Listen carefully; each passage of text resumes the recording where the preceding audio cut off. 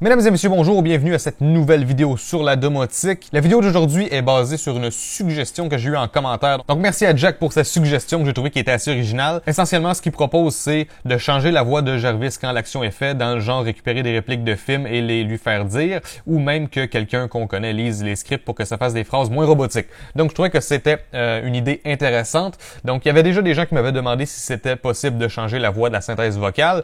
Je sais pas à quel point c'est possible avec SVox Pico, que moi j'utilise, qui est une solution hors ligne. Sinon, vous pouvez simplement changer de moteur de synthèse vocale, puis c'est sûr que la voix va être différente. Mais là, rendu là, avec chaque moteur de synthèse vocale, je sais pas qu'est-ce qui est possible de changer et qu'est-ce qui est impossible de changer. Mais bref, pour la suggestion de Jack, moi j'ai déjà une idée. Ça se fait dans Node-RED. On va aller dans ce truc-là ici, le petit bouton en haut à droite. On va aller dans Manage Palette, puis dans Install et écrivez Play-audio. Puis ici, vous voyez Node-RED Contrib Play Audio File. Faites installer. Puis Play Audio File, c'est différent du truc Play Audio qui existe déjà.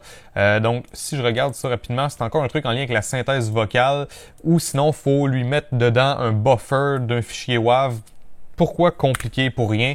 Regardez ça. On a ce truc-là, Play Audio. Moi, le Play Audio, je vais le mettre juste ici, en fait, à côté de ma requête HTTP. Dessus, je vais brancher mon trigger. Donc, tout ça, là, tout ce truc-là, ça a été fait dans des vidéos précédentes parce que c'est une série sur la domotique avec des épisodes qui se suivent. Donc, si vous n'avez pas vu les épisodes précédents et que vous savez pas trop comment je me suis rendu là, allez voir ma playlist sur la domotique pour voir comment je me suis rendu là graduellement. Mais essentiellement, quand je vais allumer ou éteindre la lumière 1, qui s'appelle lumière cuisine pour l'exemple, ça va envoyer une requête HTTP/SW1-1 et /W1-0. Ça va faire notre message payload comme d'habitude. Le trigger, en fait, à bien y penser, ça pourrait être juste un délai. J'avais pas remarqué que les deux y existaient parce que le trigger, c'est genre fait quelque chose, attend et fait quelque chose d'autre, tandis que le délai, c'est juste attend puis ensuite fait l'action.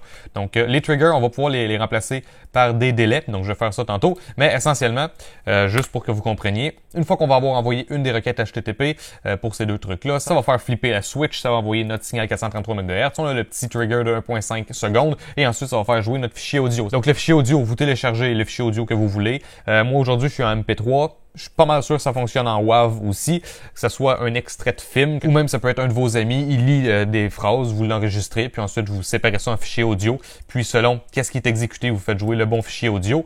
Moi aujourd'hui, je vais juste faire jouer une musique sans droit d'auteur parce qu'on est sur YouTube. Donc j'ai téléchargé une musique que j'ai mis dans mes fichiers, c'est dans, voilà, musique. Donc DJ Quads Hum. On va double-cliquer là-dessus, et on se rappelle, c'est dans home/py/music/DJ Quads .mp3. Là, ce qui est important de savoir, c'est que si vous écrivez pas le bon chemin ou si vous écrivez le mauvais nom de fichier, dans votre console Node-RED, ça va quand même dire que le fichier audio est en train de jouer, mais il n'y aura pas de son. Donc, si vous faites une erreur dans la manière dont vous appelez votre fichier audio, dans la console Node-RED, ça va pas donner d'erreur, ça va juste dire c'est en train de jouer, puis il n'y aura pas de son. Donc voilà, si c'est ça qui se passe, vous saurez qu'il y a un petit problème avec la façon dont vous appelez l'audio.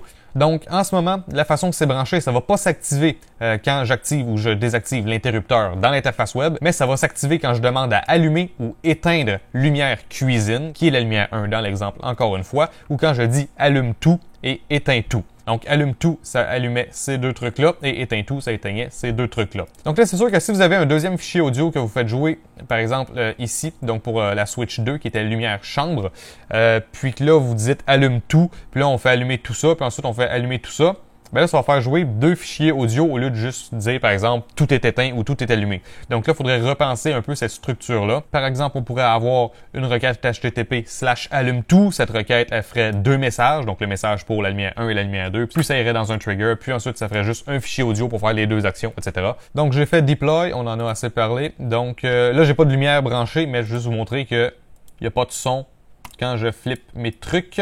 Puis ici, ça donne des erreurs parce que le Arduino n'est pas branché, c'est normal. Donc là, je vais y aller avec Jarvis. Je vais aller modifier quelque chose dans les commandes parce que nous, on lui disait, je vais mettre ça en grand écran, on lui disait, quand je dis allume cuisine, accède à l'URL et ensuite dit la lumière de la cuisine est allumée. Donc, je vais enlever cette partie-là. Comme ça, on n'aura pas de voix de la synthèse vocale. Ça va être remplacé uniquement par notre fichier audio. Qui, encore une fois, ça peut être la voix d'un de vos amis qui est enregistré. Ça peut être, encore une fois, un extrait d'un film, par exemple. Jarvis? Oui. Allume lumière cuisine.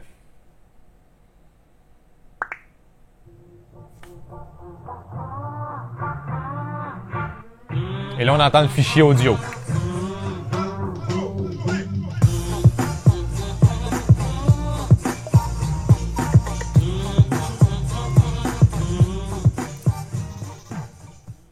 Donc voilà, ce fichier audio-là va jouer quand on dit allume lumière cuisine. Il va aussi s'activer quand on dit éteins lumière cuisine à cause de la façon que la structure est faite ici. Mais bref, vous voyez que c'est vraiment pas difficile de faire jouer un fichier audio. Ça peut être n'importe quoi, ce fichier audio-là. .mp3, .wav, ça fonctionne sûrement aussi. Alors j'espère que vous avez apprécié cet épisode sur le domotique. Épisode un petit peu plus court, j'espère que vous avez apprécié quand même. Je pense que ça fait du bien, surtout que les épisodes précédents étaient assez longs. Aussi, je veux vous remercier parce qu'il y a beaucoup de gens qui disent que mon projet les inspire beaucoup et qu'ils adorent ça. Donc, ça me fait super plaisir de lire ça. Ça prouve que je fais pas tout ça pour rien. Donc, j'apprécie énormément. Donc, merci beaucoup d'avoir écouté cette vidéo. N'hésitez pas à laisser un j'aime et à commenter si vous l'avez aimé. Et n'hésitez pas à me rejoindre sur tous les réseaux sociaux, YouTube, Facebook, Twitter, Google+, et Instagram. Et on se revoit une prochaine fois dans une autre vidéo. Ciao tout le monde!